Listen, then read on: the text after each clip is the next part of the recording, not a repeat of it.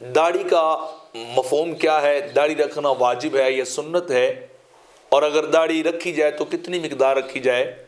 تو اس کا جواب یہ کہ داڑھی کا مطلب رخساروں اور ٹھوڑی کے بالوں کو کہتے ہیں۔ علیہ شعر الخدین والذقن،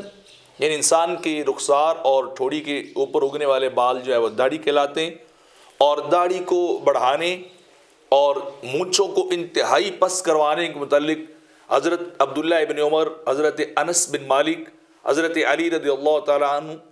اور دیگر کافی سارے صحابہ، حضرت ابو ہریرہ سے بھی بہت ساری روایات ہیں جن کے اندر یہی بیان کیا کہ آخر صلی اللہ علیہ وسلم نے فرمایا تم یہود، مجوس اور مشرکین کی مخالفت کرو، اپنی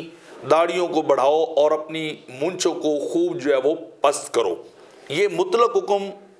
نفس داڑھی کے بڑھانے کے بارے میں ہے کہ داڑھی کو بڑا کیا جائے، اور مطلق داڑھی رکھنا، نفس داڑھی جو ہے وہ واجب ہے کہ آپ کے چہرے پر، آپ کے رخساروں پر اتنے بال ہوں کہ جسے دور سے دیکھ کر انسان داڑھی کہہ سکے یا وہ اس کو داڑھی والا بلا سکے کہ آپ نے چہرے پہ داڑھی رکھی ہوئی ہے۔ تو اتنا داڑھی کا رکھنا، بالوں کا رکھنا انسان کا یہ واجب ہے۔ لیکن اس کے مقابلے میں کوئی فرنچ کٹنگ ہو داڑھی کی یا انتہائی بےہودہ طریقے سے داڑھی کو بنایا گیا ہو تو وہ اس نفس وجوب کے اندر شامل نہیں ہوگی، بلکہ وہ تو الٹا داڑھی کے ساتھ جو ہے وہ مذاق ہوگا۔ تو لہٰذا نفس داڑھی، مطلق داڑھی رکھنا یہ واجب ہے۔ اب دوسری بات یہ ہے کہ وہ داڑھی اگر انسان بڑھائے تو سنت کے مطابق کتنی انسان بڑھائے؟ تو احادیث، کافی ساری احادیث کے اندر آتا ہے۔ حضرت عبداللہ ابن عمر کے بارے میں، حضرت ابو ہریرہ رضی اللہ تعالیٰ عنہ ان کے بارے میں اور دیگر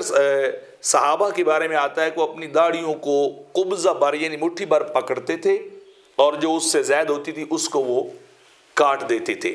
تو یعنی ایک مٹھی رکھنا، ایک قبضہ داڑھی کا رکھنا، یہ سنت نبوی صلی اللہ علیہ وسلم ہے کہ انسان کم از کم اتنی داڑھی جو ہے وہ رکھے۔ داڑھی کے بارے میں جہاں سے لوگوں کو تھوڑا سا شبہ پڑا، وہ شیخ عبدالحق محدث دہلوی واحد حنفی محدث ہیں جنہوں نے بیان کیا کہ مٹھی بر، قبضہ بر داڑھی رکھنا یہ واجب ہے۔ اس سے قبل جتنے بھی فقی لوگ گزرے ہیں، فقہائے کرام گزرے ہیں، ان میں سے کسی ایک نے بھی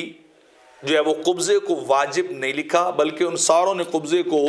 سنت لکھا ہے کہ انسان کا ایک مٹھی بر داڑھی رکھنا یہ سنت ہے، اس سے زیادہ جو ہے وہ نہیں انہوں نے بیان کیا۔ اور وہ کون کون سے ہیں وہ میں آپ کے سامنے بیان کر دیتا ہوں کہ کم و بیش 12 جید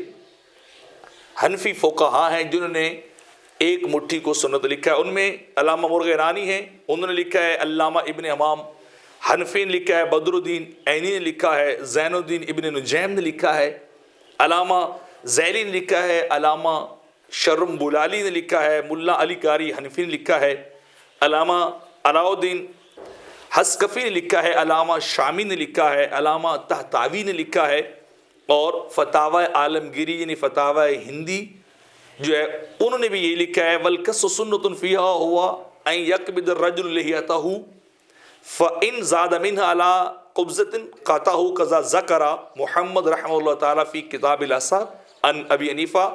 رحمہ اللہ تعالیٰ وقال بھی ناخذ قضا فی محیط السرخسی۔ یہ میں نے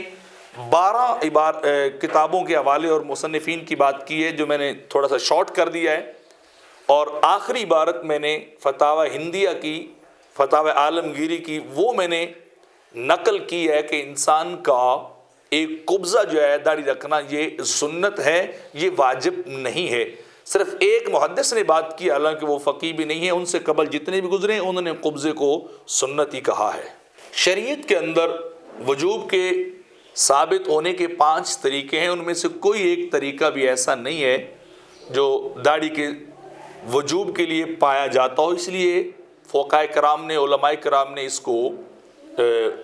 سنت لکھا ہے قبضہ۔ لیکن یہ ساری فنی اور عالمانہ ابحاث اور بحثیں ہیں۔ آقا علیہ الصلوۃ والسلام کی اتباع، آپ کی محبت، آپ کے عشق کا تقاضا یہ کہ انسان ان ابحاث اور ان بحثوں میں نہ پڑے، بلکہ آپ کی محبت میں آپ کی سنت کو اپنے لیے لازم سمجھے، کیونکہ اتباع کا تقاضا یہ ہے۔ تو لہٰذا عمل کرتے ہوئے انسان کو ان چیزوں کو نہیں دیکھنا چاہیے کہ میں اتنی داڑھی رکھوں، اتنی داڑھی رکھوں، بلکہ داڑھی اس طریقے انسان رکھے جس طرح آقا علیہ الصلوۃ والسلام نے داڑھی رکھی، اور آپ کی داڑھی گھنی تھی اور آپ کا سینہ مبارک بھرا ہوا ہوتا تھا اور داڑھی آپ کی خوبصورت لگتی تھی۔ یہ نیک انسان واجب، سنت اور ان درجوں اور بحثوں کے اندر پڑا ہے اور اپنے لیے کوئی پتلی گلی سے نکلنے کا انسان راستہ بنا رہا ہو، بلکہ اتباع اور عشق کا تقاضا یہ ہے کہ سنت نبوی کے اوپر عمل کیا جائے اور اس کے مطابق ہی انسان زندگی گزارنے والا بھی ہو۔ علمی اور مسائل شریعہ پر مشتمل ویڈیوز اور خطابات حاصل کرنے کے لیے ہمارے چینل پرو مظہر فرید کو سبسکرائب کریں۔